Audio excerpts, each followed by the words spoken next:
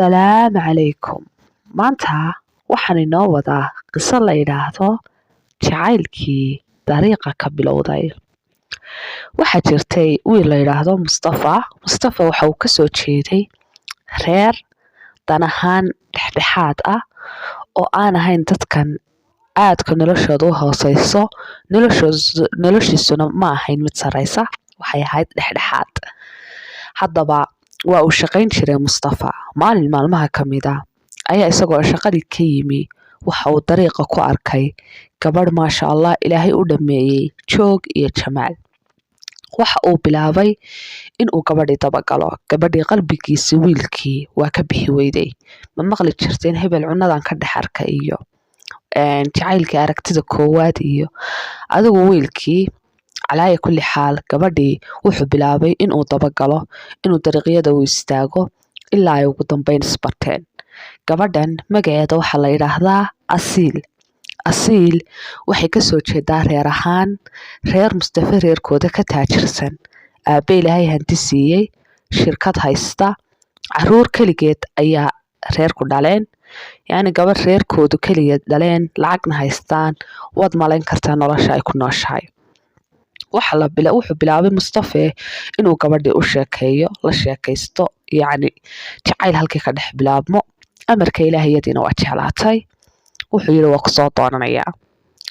Haddaba aabaheed markii uu Mustafa u yimi, aabaheed wuxuu ogaaday Mustafa inuu kasoo jeedo reer danyeer ah. Wuxuuna yidhi inantaydiyey wiilkan kuma siinayo, mid khayr qaba ayaa imanaya, kuguma aaminayo wiilkan. Gabadhii waxay tiri aabe haddii aanad isiin guursanna maayo, waanan isdilayaa. Buuq badan, hadallo badan oo odaygii iyo inantiisa ka dhex dhacay. Hooyadii waxay ku qancisay aabihii inuu inantii siiyo. Mustafa inantii waa soo guursaday. Aroos aad u qurux badan ayaa u dhacay.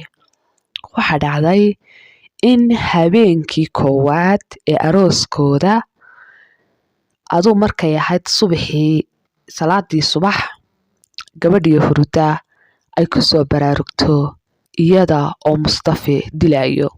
Dilaad feed cay kacnaya quraacda soo samee gabdhaha iyagu xilliga ama jiifaan. Gabadhii waa yaabtay, yacni sidee? Waxay tiri maxaa dhacay? Waa kacday. Hooyadii iyo walaalihii halkani joogaan waa fadhiyaan. Quraacdii bay usoo diyaarisay. Waxay istiri yacni ninkii aad aabaha u dagaalamaysay ood aabaha yacni kala go'ba ku gaadheen, haddii aad habeenkii ugu horreysay tiraahid waa idilay, aabahaa yacni xaggaad ku noqonaysa, weji xagga kaaga horeysa. Way iska aamustay. Waxay istiri midhaa wax kala helay. Gurigii bay iska joogtay. Habeenkii buu yimi. Dilkii waa sii socdaa. Subax kasta iyo habeen kasta waa dilayaa. Waxay bilowday Asiil inay hooyadii u sheegto. Hooyadii waxba kama qabanayso. Gabdhaha walaalihii sidaas leeg waxba kama qabanayaan. Haddaba markii ay dhowr wiig sidaa ku jirtay oo gabadhii aad u murugaysan tahay, ooyeyso mar walba, ayaa waxa dhacday in ay ishayn kari weydo, aabaheedna wacdo. Ay tiraahdo aabe ninkani waa idilayaa, habeenkii ugu horreeyey waa idilay. Haddaba aabaheed ayaa ku yidhi maxaan anigu kuu sheegay? Waxa dhacday in gabadhan maxay ahayd Asiil aabaheed markii wiilkan ogaaday reerkooda uu u sheegay inuu aabihii kala shaqayn jiray shirkadda. Shirkaddanna uu ka eriyay aabihii, khilaaf soo kala dhex galay Asiil aabaheed iyo wiilkan Mustafa aabihii. Halka hooyada Mustafa dhashay intii aanu Mustafa guursan gabadhan, maalin maalmaha ka mid ah iyaga oo quracanaya ay ku tiri inankaygiiyow horta ma ogtahay aabaha siduu u dhintay? Wuxuu yidhi hooyo sidee buu u dhintay? Waxay tiri hooyo aabaha waxa uu dhintay murugo. Wuxuu yidhi waan ogaa inuu aaba halka joogo iska xanuunsanayo, macaan iyo dhiig kar iyo waxaa qabay stress. Waxay tiri cidda ku riday miyaad garanaysaa? Wuxuu yidhi maya. Waxay tiri waxa ku riday nin hebel la yidhaahdo. Odaygan waxa weeye hebel la leeyahay waa Asiil aabaheed. Wuxuu yidhi mee waa dilayaaye. Waxay tiri may ma dilaysid inankaygii.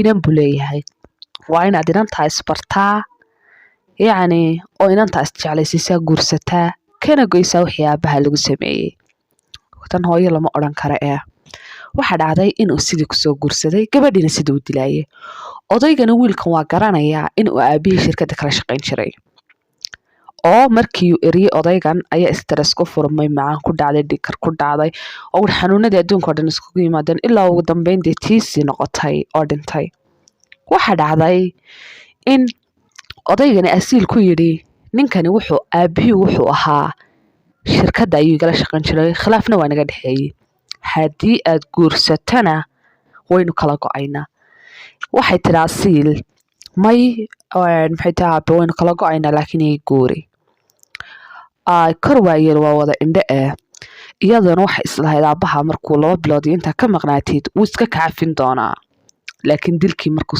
ugu waday ayay isqaban kari weydo aabaheed wacday aabaheed bal wuxuu yidhi waayahay waxaan la hadlayaa mustafa oo yeedhay adeer maxaa dhacay maxaad inantan ku dilaysaa wuxuu yidhi horta aabahay sababtu u dhintay ma ogtahay shirkadda markaad ka soo eriday staresskii uu qaaday ayuu u dhintay markaa sidee baad iga filanaysaa in aan inantaada daayo wuxuu yidhi haya inankaygiiow haddii aad cuqdada inantayda u guursatay iyo aargoosi waxaan doonayaa inaad ii furto howlyaro haddeer guursatay laakiin iskaba soo fur wuxuu yidhi wallaanan u furayn inantaada ilaa aan dilo ma furaayo odaygiina waa cadhooday booliskii buu wacay wuxuu yidhi inankaasi dee saas igu yidhi qisadii oo dhan buu uga soo sheekeeyey waxaa dhacday in booliskiina soo aadaan dhankii mustafe gurigii isagoo jooga ayaa albaabka garaaci maqlay wuxuu eegay dalool gurigooda ku yaalay